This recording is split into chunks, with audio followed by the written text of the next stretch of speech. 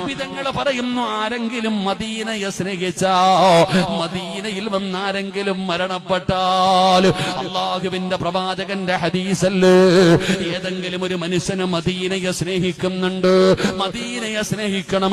കാരണം മുത്തുനബി സ്നേഹിച്ച നാടാണ് മദീന. ആ മദീനയെ സ്നേഹിച്ചു.